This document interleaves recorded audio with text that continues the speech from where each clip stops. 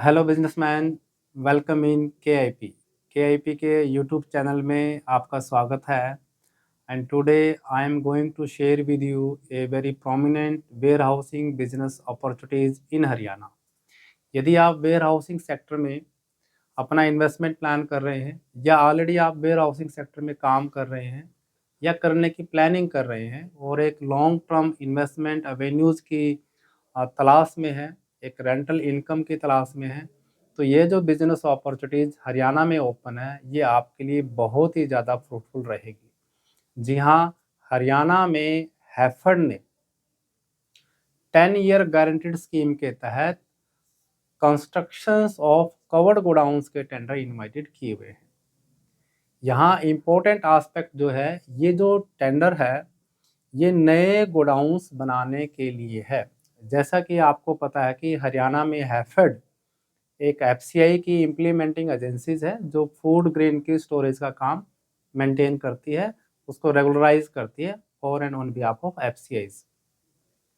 तो हरियाणा में total 3 lakh metric ton की कैपेसिटीज ऑफ स्टोरेज की डिमांड है और ये जो टोटल है 3 लाख मीट्रिक टन की जो डिमांड है, ये 10 लोकेशंस पर इनवाइटेड है।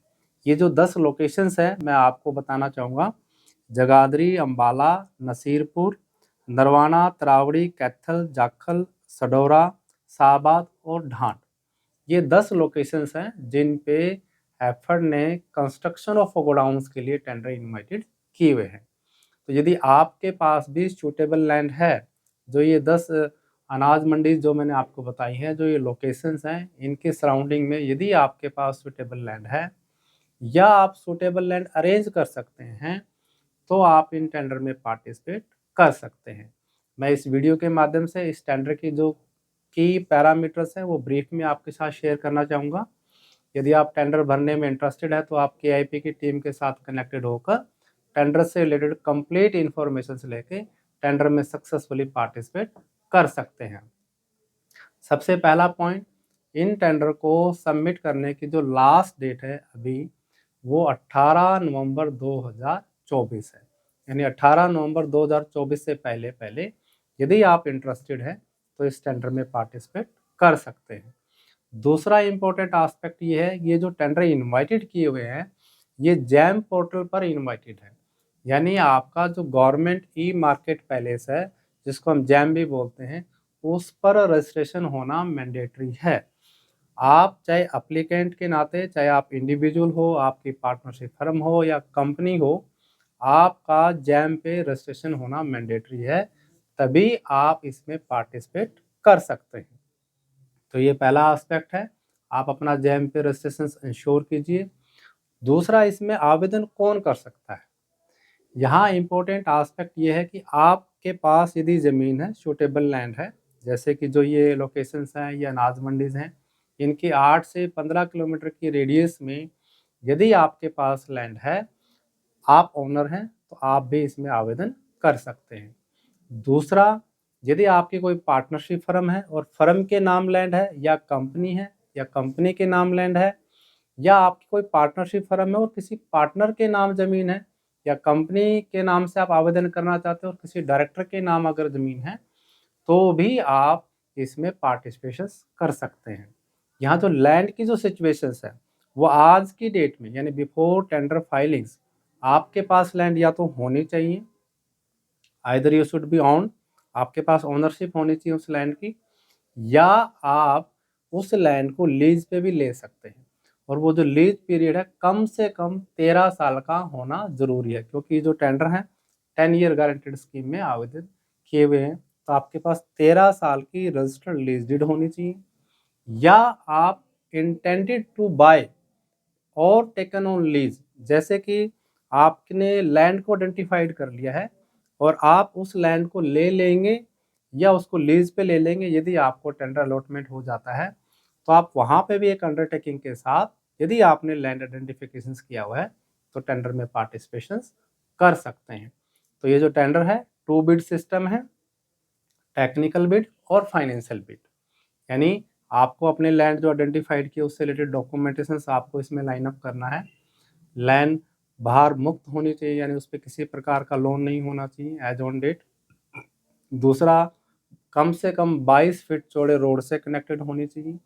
उसके ऊपर हाई एक्सटेंशन वायर ना हो, आसपास या उसके अंदर से कोई नहर या नाला ना हो। ये आपने इम्पोर्टेंट आस्पेक्ट जो लैंड से रिलेटेड है, ये आपको कंसिडर करने हैं। और जितनी भी लोकेशंस हैं उन पे जितनी क्वांटिटीज डिमांडेड है, आप मिनिमम 5000 एमटी के साथ इसमें आवेदन कर सकते हैं। 5000 एमटी के लिए मिनिमम 2 एकड़ की रिक्वायरमेंट रहती है, और इससे अगले 5000 के लिए 1.7 एकड़ की एडिशनल रिक्वायरमेंट रहेगी। यानी अगर आप 10,000 मीट्रिक टन के लिए टेंडर सबमिट कर रहे हैं तो आपके पास 3.7 एकड़ का लैंड होना मैंडेटरी है। तो ये लैंड नॉर्म्स हैं। लैंड की सूटेबिलिटी जैसे मैंने आपको शेयर किया है ये है।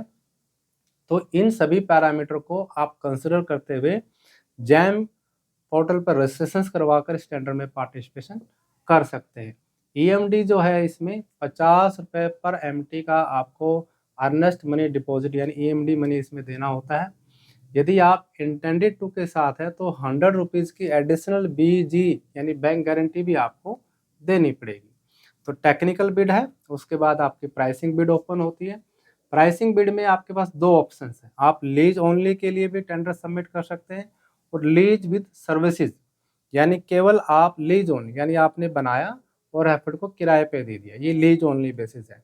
दूसरा, आपने बनाया, हैफेड को किराए पे भी दिया, साथ में जो वहाँ अनाज का स्टोरेज किया जाएगा उसका जो प्रिजर्वेशन है, मेंटेनेंस है, रख रखाव है, वो भी आप करेंगे, तो उसको बोलते हैं लीज विद सर्विसेज। तो जब भी आप प्राइसिंग बिड करेंगे तो पर मीट्रिक टन पर मंथ का आपको ये ऑप्शन सेलेक्ट करना है कि आप लीज ओनली के साथ कर रहे हैं या लीज विद सर्विसेज के साथ कर रहे हैं।